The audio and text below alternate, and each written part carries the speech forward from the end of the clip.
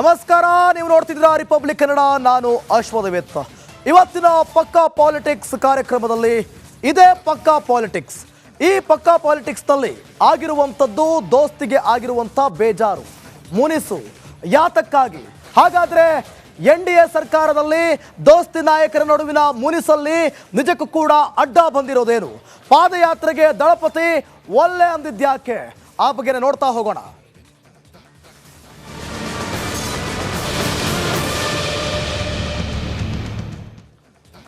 ನೋಡಿ, ಮೂಡ ವಿರುದ್ಧ ಪಾದಯಾತ್ರೆ ಮಾಡಬೇಕು, ಸರ್ಕಾರಕ್ಕೆ ಬಿಸಿ ಮುಟ್ಟಿಸಬೇಕು ಅಂಥೇಳಿ ವಿಪಕ್ಷಗಳು ಏನು ಪ್ರತಿಭಟನೆ ಮಾಡೋದಕ್ಕೆ, ಪಾದಯಾತ್ರೆ ಮಾಡೋದಕ್ಕೆ ಎಲ್ಲ ರೀತಿಯ ಸಜ್ಜು ಮಾಡಿಕೊಂಡಿದ್ರು. ಆದರೆ ಈ ಮೂಡ ವಿರುದ್ಧದ ಪಾದಯಾತ್ರೆಯಲ್ಲಿ ಬಿರುಕು ಮೂಡ್ತಾ ಇದೆ. ಕಮಲ ದಳ ಮೈತ್ರಿಯಲ್ಲಿ ಭಿನ್ನಮತ ಸ್ಫೋಟವಾಗ್ತಾ ಇದೆ. ಪಾದಯಾತ್ರೆಯಿಂದ ದಳಪತಿ ಹಿಂದೆ ಸರಿದ್ರ. ಹಾಗಾದರೆ BJP JDS ನಾಯಕರ ನಡುವೆ ಮುನಿಸು ಬಂದಿದ್ಯಾಕೆ? BJP ನಾಯಕರ ವಿರುದ್ಧವೇ ದಳಪತಿ ಸಿಡಿದಿದ್ದಾರೆ. ಪಾದಯಾತ್ರೆಗೆ ಬೆಂಬಲವೇ ಇಲ್ಲ ಅಂಥೇಳಿ ಕುಮಾರಸ್ವಾಮಿ ಹೇಳಿದ್ದಾರೆ. ಈ ಹೇಳಿಕೆ ಸಾಕಷ್ಟು ಕುತೂಹಲ ಮೂಡಿಸ್ತಾ ಇದೆ.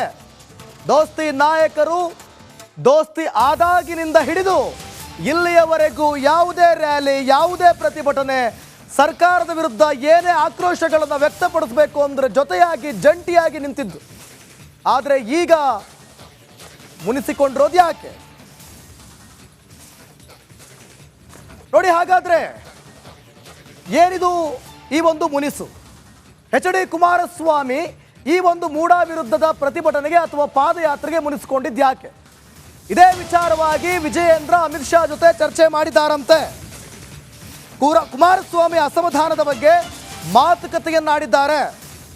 ದೆಹಲಿಯಲ್ಲಿ ಅಮಿತ್ ಶಾ ಭೇಟಿಯಾಗಿದ್ದಾರೆ. ರಾಜ್ಯಾಧ್ಯಕ್ಷ ಮೂಡ ಪಾದಯಾತ್ರೆದ ಬಗ್ಗೆ ಸಮಾಲೋಚನೆಯನ್ನ ಮಾಡಿದ್ದಾರಂತೆ.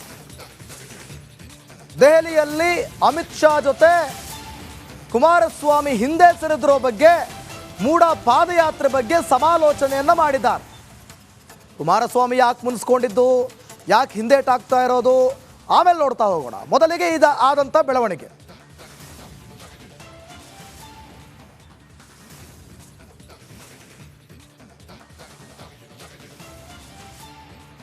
ನೋಡಿ, ಮೂಡ ಹಗರಣದ ವಿರುದ್ಧ ಪಾದಯಾತ್ರೆಯನ್ನ ಏನು ಮಾಡಬೇಕು ದೋಸ್ತಿ ನಾಯಕರು ಅಂದ್ಕೊಂಡಿದ್ರು, ಅದಕ್ಕೆ ಕುಮಾರಸ್ವಾಮಿ ಒಲ್ಲೆ ಅಂದಿದ್ದಾರೆ. ಇದೇ ವಿಚಾರವನ್ನ ವಿಜಯೇಂದ್ರ ಅಮಿತ್ ಶಾ ಜೊತೆ ಚರ್ಚೆ ಮಾಡಿದ್ದಾರೆ. ಅಷ್ಟೇ ಅಲ್ಲ, ಪ್ರೀತಮ್ ಗೌಡ ವಿರುದ್ಧ ಕುಮಾರಸ್ವಾಮಿ ಗರಂ ಆಗಿದ್ದಾರೆ. ಯಾಕೆ? ಈ ಸ್ಟೋರಿ ನೋಡಿ. ವಿಶ್ವಾಸಕ್ಕೆ ತೆಗೆದುಕೊಳ್ಳದೆ ಹೋದ ಮೇಲೆ ಸರಿಯಾದ ರೀತಿಯಲ್ಲಿ ನಾವ್ಯಾತಿಗೆ ಬೆಂಬಲ ಕೊಡಬೇಕು? Who is that Pritam Gowda? ದೇವೇಗೌಡರ ಕುಟುಂಬವನ್ನು ಸರ್ವನಾಶ ಮಾಡಲಿಕ್ಕೆ ಹೋದಂಥವನ್ನ ಸಭೆಗೆ ಕರೆದು ಕೂರಿಸ್ಕೋತಾರೆ, ನನ್ನ ಸಭೆಗೆ ಕರೀತಾರೆ. ಯಾರು ಕಾರಣ ಆ ಪೆನ್ ಡ್ರೈವ್ಗಳನ್ನ ಬೀದಿ ಹಂಚಲಿಕ್ಕೆ? ಇಂಥವ್ರನ್ನ ನನ್ನನ್ನು ಸಭೆ ಕರೀತಾರೆ, ಅವ್ನ ಪಕ್ಕದಲ್ಲಿ ಕೂರಿಸ್ಕೊಂಡು ಮೀಟಿಂಗ್ ಮಾಡ್ಲಿಕ್ಕೆ ಕರೀತಾರೆ ನನ್ನನ್ನು. ನಮ್ಮನ್ನ ಹೊರಗಿಟ್ಟು ನಿರ್ಧಾರ ಮಾಡ್ತೀರಾ? ನನಗೂ ಸಹಿಸಿಕೊಳ್ಳೋದಕ್ಕೆ ಇತಿಮಿತಿ ಇದೆ. ಪಾದಯಾತ್ರೆಗೆ ನಮ್ಮ ಬೆಂಬಲವಿಲ್ಲ. ಎಸ್, ಮೈತ್ರಿ ಪಕ್ಷದ ವಿರುದ್ಧವೇ ಮೊದಲ ಸಲ ಕೇಂದ್ರ ಸಚಿವ ಕುಮಾರಸ್ವಾಮಿ ನಿಗಿ ಕೆಂಡವಾಗಿದ್ದಾರೆ. ಮೂಡ ಅಕ್ರಮ ಸೈಟ್ ವಿಚಾರದಲ್ಲಿ ಸಿಎಂ ಸಿದ್ದರಾಮಯ್ಯ ವಿರುದ್ಧ ಹೋರಾಟಕ್ಕೆ ಬಿಜೆಪಿ ಪಾದಯಾತ್ರೆಯ ವೇದಿಕೆ ಸಿದ್ಧ ಮಾಡ್ತಾ ಇದೆ. ಇದಕ್ಕೆ JDSನ ನೈತಿಕ ಬೆಂಬಲ ಇದೆಯಾ ಅಂದಿದ್ದಕ್ಕೆ HDK ಫುಲ್ ಗರಂ ಆಗಿ ಮಾತನಾಡಿದ್ರು. ಇಲ್ಲಿ ನಮ್ಮನ್ನು ವಿಶ್ವಾಸಕ್ಕೆ ತೆಗೆದುಕೊಳ್ಳದೇ ಇದ್ದಾಗ ಬೆಂಗಳೂರಿನಿಂದ ಮೈಸೂರಿನವರೆಗೆ ನಮ್ಮ ಶಕ್ತಿ ಇರ್ತಕ್ಕಂಥದ್ದು ಅಷ್ಟೆಲ್ಲ ಇದ್ದು ವಿಶ್ವಾಸಕ್ಕೆ ತೆಗೆದುಕೊಳ್ಳದೆ ಹೋದ ಮೇಲೆ ಸರಿಯಾದ ರೀತಿಯಲ್ಲಿ ನಾವ್ಯಾತಿಗೆ ಬೆಂಬಲ ಕೊಡಬೇಕು? ರಾಜಕಾರಣ ಮಾಡೋದು ಬೇರೆ, ಚುನಾವಣೆಗಳು ಬಂದಾಗ ಬೇರೆ ಒಟ್ಟಿಗೆ ಇರ್ತಕ್ಕಂಥದ್ದು. ಆದರೆ ಇವತ್ತಿನ ಈ ರೀತಿಯ ಕಾರ್ಯಕ್ರಮದಿಂದ ಸಾಧನೆ ಏನು ಮಾಡ್ತೀವಿ? ಯಾರೇ ಅವನು Pritam Gowda? Pen drive case ವಿಚಾರದಲ್ಲಿ ಮಾಜಿ ಸಂಸದ ಪ್ರೀತಮ್ ಗೌಡ ವಿರುದ್ಧ ಕುಮಾರಸ್ವಾಮಿ ಮತ್ತೊಮ್ಮೆ ವಾಗ್ದಾಳಿ ನಡೆಸಿದ್ರು. ದೇವೇಗೌಡರ ಕುಟುಂಬವನ್ನ ಸರ್ವನಾಶ ಮಾಡೋದಕ್ಕೆ ಹೊರಟವರನ್ನ ಸಭೆಗೆ ಕರೀತಾರೆ. ಅವರ ಪಕ್ಕದಲ್ಲಿ ನಾನು ಕೂರ್ಬೇಕಂತೆ. ಪೆನ್ ಡ್ರೈವ್ಗಳನ್ನ ಬೀದಿಗೆ ಹಂಚೋದಕ್ಕೆ ಯಾರು ಕಾರಣ ಅಂತ ಖಾರವಾಗಿ ಪ್ರಶ್ನೆ ಮಾಡಿದ್ರು. ಇದು ನನ್ನ ಮನಸ್ಸಿಗೂ ನೋವಾಗಿದೆ. ಯಾವ ರೀತಿ ನಡ್ಕೊಂಡಿದ್ದಾರೆ ಇವರು. ಈ ಪಾದಯಾತ್ರೆಯನ್ನು ಕಾರ್ಯಕ್ರಮದ ಮುಖ್ಯಸ್ಥರುಗಳನ್ನು ಯಾರು ಮಾಡ್ಕೊಂಡಿದ್ದಾರೆ? Who is that Pritam Gowda? ದೇವೇಗೌಡರ ಕುಟುಂಬವನ್ನು ಸರ್ವನಾಶ ಮಾಡಲಿಕ್ಕೆ ಹೋದಂಥವನ್ನ ಸಭೆ ಕರೆದು ಕೂರಿಸ್ಕೋತಾರೆ, ನನ್ನ ಸಭೆ ಕರೀತಾರೆ. ನನಗೂ ಸಹಿಸ್ಕೊಳ್ಳಿಕ್ಕೆ ಒಂದು ಹಿತಿಮಿತಿ ಇದೆ. ಯಾರ ಕಾರಣ ಆ ಪೆನ್ ಡ್ರೈವ್ಗಳನ್ನ ಬೀದಿ ಹಂಚಲಿಕ್ಕೆ ಇಂಥವ್ರನ್ನ ನನ್ನನ್ನು ಸಭೆ ಕರೀತಾರೆ, ಅವ್ನ ಪಕ್ಕದಲ್ಲಿ ಕೂರಿಸ್ಕೊಂಡು ಮೀಟಿಂಗ್ ಮಾಡ್ಲಿಕ್ಕೆ ಕರೀತಾರೆ ನನ್ನನ್ನು. ನಮ್ಮ ಕುಟುಂಬಕ್ಕೆ ವಿಷ ಆಗ್ತಕ್ಕಂಥವ್ರನ್ನ ಜೊತೆಲಿ ಕೂರಿಸ್ಕೊಂಡು ಇವತ್ತು ಇದಕ್ಕೆ ನಮ್ಮ ಬೆಂಬಲ ಕೇಳ್ತಾರೆ. ಗೊತ್ತಿಲ್ಲ ಅವರಿಗೆ ಅಲ್ಲಿ ಏನೇ ಆಗಿದೆ ಅಂತ ಹಾಸನದಲ್ಲಿ. ಯಾರಿದಕ್ಕೆ ಕಾರಣ? ಮಿತ್ರ ಪಕ್ಷ ಬಿಜೆಪಿಯ ರಾಜ್ಯ ನಾಯಕರ ವಿರುದ್ಧ ಕುಮಾರಸ್ವಾಮಿ ಇದೇ ಮೊದಲ ಬಾರಿಗೆ ಆಕ್ರೋಶ ವ್ಯಕ್ತಪಡಿಸಿದ್ದಾರೆ. ಇದಕ್ಕೆ ಕಮಲ ಪಾಳ್ಯದಿಂದ ಪ್ರತಿಕ್ರಿಯೆ ಹೇಗಿರುತ್ತೋ ಕಾದು ನೋಡಬೇಕು. Bureau report, republic Kannada. Vijayendra ಅವರ ಜೊತೆ ಚೆನ್ನಾಗೇ ಇದ್ರು ನೋಡಿ. ನಿಮಗೆ ನೆನಪಿರ್ಬೋದು, 2023ರ ವಿಧಾನಸಭೆ ಚುನಾವಣೆಯ ಸಂದರ್ಭದಿಂದಲೂ ಕೂಡ ಇನ್ನೂ ಮೈತ್ರಿ ಆಗಿರಲಿಲ್ಲ. ಈ ಮೈತ್ರಿಯನ್ನ ಮೊದಲಿಗೆ ಬ್ರೇಕ್ ಮಾಡಿದೆ ರಿಪಬ್ಲಿಕ್ ಕನ್ನಡ, ಈ ಮೈತ್ರಿ ಆಗ್ತಾರೆ ಅನ್ನೋದನ್ನ. ಸೊ ಅದಕ್ಕೂ ಮುಂಚಿತವಾಗಿ ಸರ್ಕಾರದ ವಿರುದ್ಧ ಒಂದಷ್ಟು ಪ್ರತಿಭಟನೆಗಳಾಗಿದ್ವು. ವಿಜಯೇಂದ್ರ ಕೂಡ ಇಂದು ರಾಜ್ಯಾಧ್ಯಕ್ಷರು ಆಗಿರಲಿಲ್ಲ. ಆಗ್ಲಿಂದಲೂ ಕೂಡ ಕುಮಾರಸ್ವಾಮಿ ಪ್ರತಿಭಟನೆಯಲ್ಲಿ ಭಾಗಿಯಾಗಿ ಸರ್ಕಾರದ ವಿರುದ್ಧ ಧ್ವನಿ ಎತ್ತುತ್ತಾ ಇದ್ರು.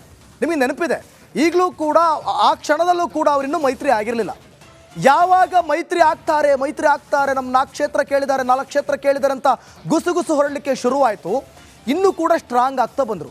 ಎಷ್ಟರ ಮಟ್ಟಿಗೆ ಅಂದರೆ ದೋಸ್ತಿ ಆದಾಗಿನಿಂದ ಹಿಡಿದು ಇಲ್ಲಿಯವರೆಗೂ ಆ ದೋಸ್ತಿ ನಾಯಕರ ಶಕ್ತಿ ಎಷ್ಟರ ಮಟ್ಟಿಗಿತ್ತು ಅಂತ ಈಗಾಗಲೇ ಸಾಕಷ್ಟು ರ್ಯಾಲಿಗಳಲ್ಲಿ ಪ್ರತಿಭಟನೆಗಳಲ್ಲಿ ನೀವು ನೋಡಿದ್ದೀರಿ. ಆದರೆ ಏಕಾಏಕಿ ದೋಸ್ತಿಗಳ ನಡುವೆ ಬಿರುಕು ಬಿಡಲು ಕಾರಣ ಏನು? ದೋಸ್ತಿಗಳ ವಿರುದ್ಧವೇ ಗುಡುಗಿದ್ದಾರೆ ಕುಮಾರಸ್ವಾಮಿ. ದೋಸ್ತಿಗಳ ವಿರುದ್ಧವೇ ಇದು ಇವತ್ತಿನ ಪಕ್ಕಾ ಪಾಲಿಟಿಕ್ಸ್. ಯಾಕೆ ಹಾಗಾದರೆ ನೋಡ್ತಾ ಹೋಗೋಣ ಒಂದೊಂದೇ ಯಾಕೆ ಅಂಥೇಳಿ.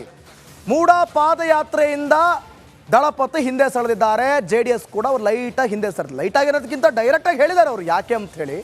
ಪಾದಯಾತ್ರೆ ಬಗ್ಗೆ NDA ಮೈತ್ರಿಯಲ್ಲಿ ಬಿರುಕು ಬಿಟ್ಟಿದೆ. ಕಾರಣ BJPಯ ಅದೊಂದು ನಿರ್ಧಾರ. ಯಾವ ಹಾಸನದಲ್ಲಿ ಪ್ರೀತಮ್ ಗೌಡ್ರು ದೇವೇಗೌಡರ ಕುಟುಂಬವನ್ನು ನಾಶ ಮಾಡಲಿಕ್ಕೆ ಹೊರಟಿದ್ದಾರೆ ಅಂಥೇಳಿ ಕುಮಾರಸ್ವಾಮಿ ಇವತ್ತು ಹೇಳಿಕೆಯನ್ನು ಕೊಟ್ಟರು, ಅಲ್ಲೇ ಒಂದು ರೀತಿಯಲ್ಲಿ BJP ಪಕ್ಷದಲ್ಲಿ ಗೊಂದಲಗಳು ಶುರುವಾಗೋದ್ವು. ಶಕ್ತಿಯುತವಾದ ದೋಸ್ತಿ ನಾಯಕರ ನಡುವೆ ಶುರುವಾಯಿತು ಬಿರುಕು. BJP ನಿರ್ಧಾರಕ್ಕೆ ಕೇಂದ್ರ ಸಚಿವರು ಕುಮಾರಸ್ವಾಮಿ ಈಗ ಫುಲ್ ಗರಂ ಆಗಿದ್ದಾರೆ. ನಾನು ಯಾಕೆ ಬರಬೇಕು, ಅವರಿರೋ ಸಭೆಗೆ ನಾನು ಯಾಕೆ ಬರಬೇಕು ಅಂಥೇಳಿ BJP ನಾಯಕರು ಈಗ ಎಕ್ಸ್ಪೋಸ್ ಆಗುವಂಥ ಢವಢವ ಶುರುವಾಗಿದೆ. ಈ ನಡುವೆ ಈ ಬೆನ್ನಲ್ಲೇ ಆದಂಥ ಒಂದು ಸಣ್ಣ ಬೆಳವಣಿಗೆ. ಬೆಂಗಳೂರು ಮೈಸೂರು ಭಾಗದಲ್ಲಿ ನಮ್ಮ ಶಕ್ತಿ ಇದೆ, ಹೌದು. ಕುಮಾರಸ್ವಾಮಿ ಹೇಳ್ಕೊಳ್ತಿದ್ದಾರೆ ಬೆಂಗಳೂರು ಮೈಸೂರು ಮಂಡ್ಯ